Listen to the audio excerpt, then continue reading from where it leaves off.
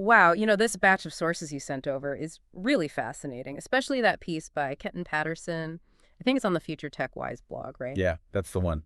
It seems like everything kind of circles back to this idea that putting your customers first, you know? Yeah. It's not just some trendy business tactic. Right. It's like the bedrock of building something that actually lasts. Yeah, definitely.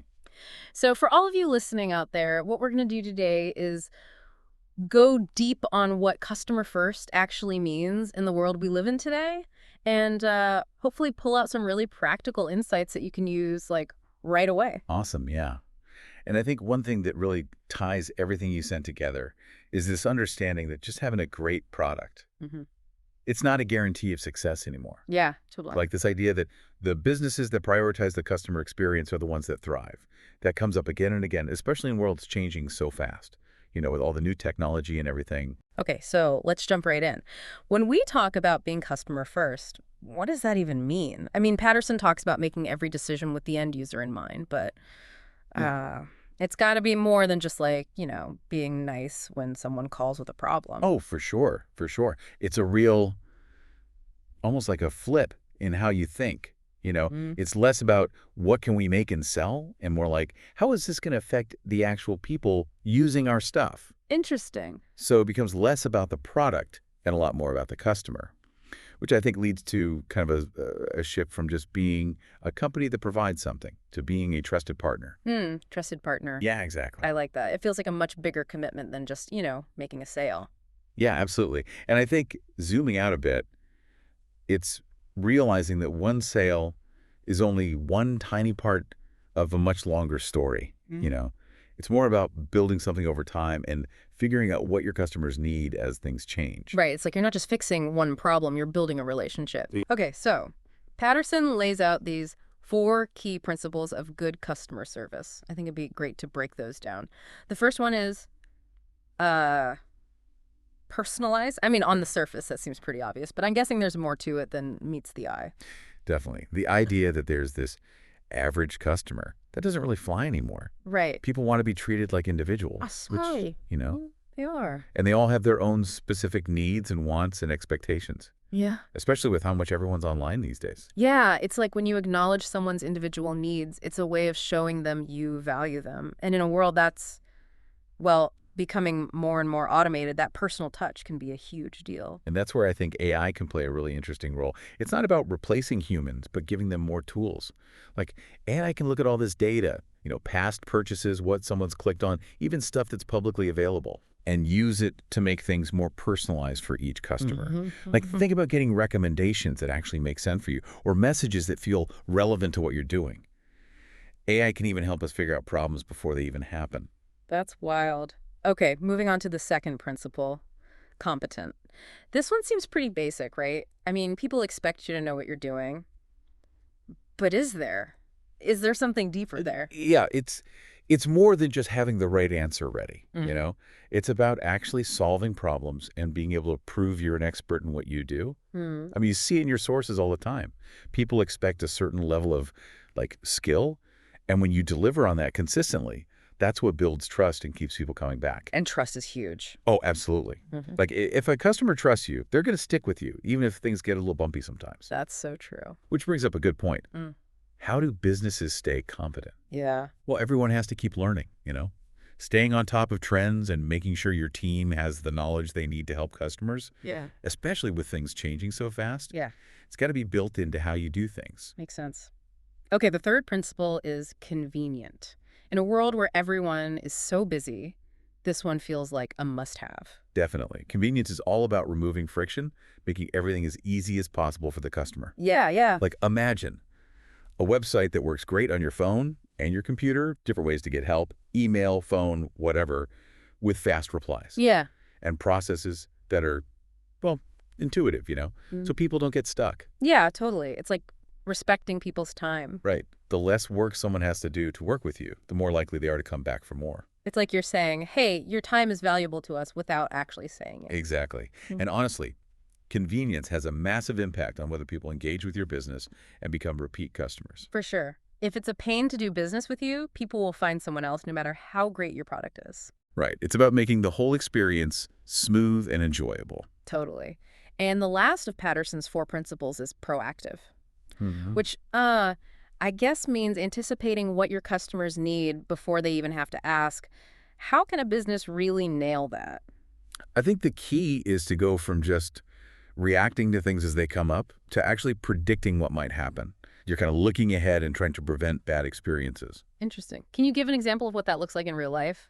Sure, think about those automatic emails that remind you to renew something or an appointment coming up. Right. Okay. Or AI can look at customer data and figure out who might be thinking of leaving, Right. Yes. reach out to them proactively, and even those little chat boxes that pop up on websites offering help before you even ask. So it's all about making things better and building trust by getting ahead of problems. Yeah, it takes the customer experience from just okay to genuinely great. I like that.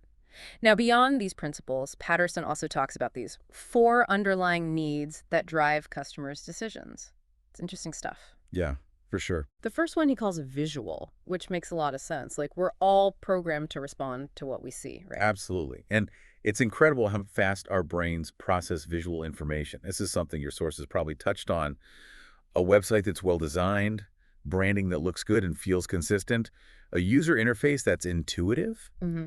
Those are often the first things people see. So they're super important for making a good first impression. It's like the curb appeal of a physical store. If it looks run down or confusing, people aren't even going to walk in. Totally.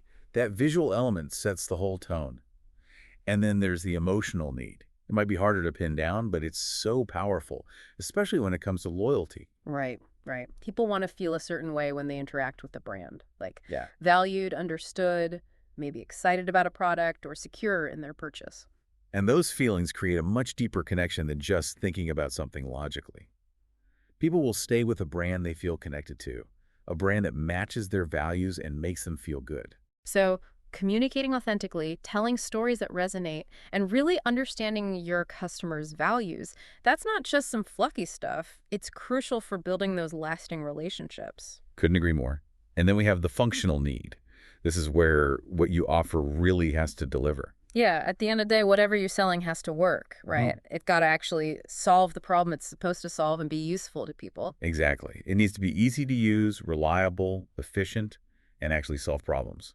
You can have the most beautiful website and the best story, but if the product is buggy or too complicated or doesn't do what it says it does, It's not going to work. no, It's got to be solid at its core. it's the foundation, and it has to be strong. Okay, last but not least, we've got the financial need, which I think is about more than just the price, right? It's about the value that people feel they're getting. Exactly. It's about whether customers feel like they're getting their money's worth. Things like transparent pricing, explaining the benefits clearly, maybe having different options for different budgets, that kind of thing. It's about giving people confidence that they're making a good decision financially. It's like that little equation in their head, right? What am I giving up and what am I getting in return? Mhm. And if that feels balanced or even tips in their favor, you've met that financial need. You got it. Mm. And I think the really cool part happens when businesses take these four needs, visual, emotional, functional, financial, BICER, and actually bake them into how they operate. That's interesting. So how do we go from like these abstract needs to actual everyday business practices, Well, first, you got to consciously design things that are visually appealing and easy to use. right? Think about your website, your app, even your physical space if you have one, but also think about how you can create the right emotions. Mm.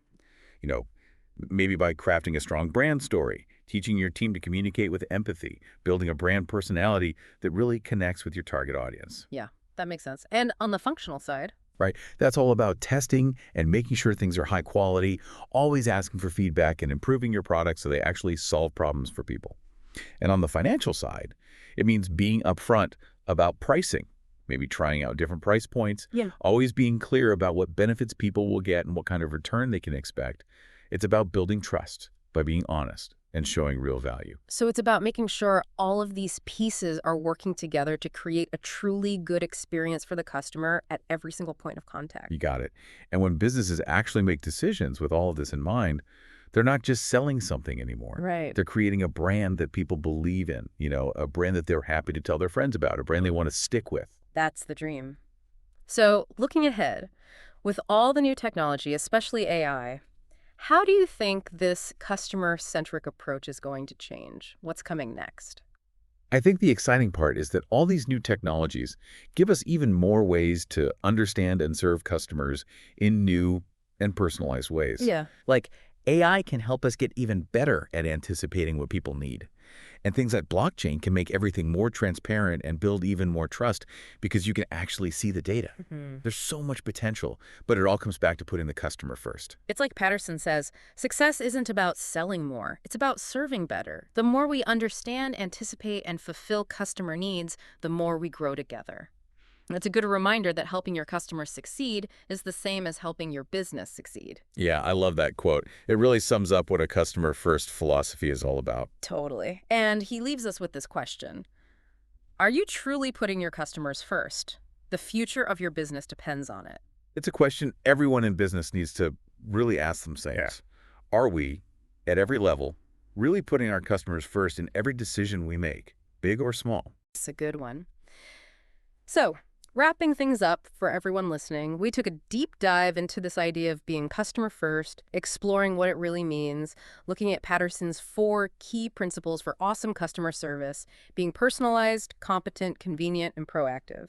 And those 4 fundamental customer needs that drive every decision: visual, emotional, functional, and financial. Right. And what we've learned is that understanding and meeting these needs, that's not just a good idea, it's how you build a business that can thrive in this crazy world we live in. I couldn't have said it better myself.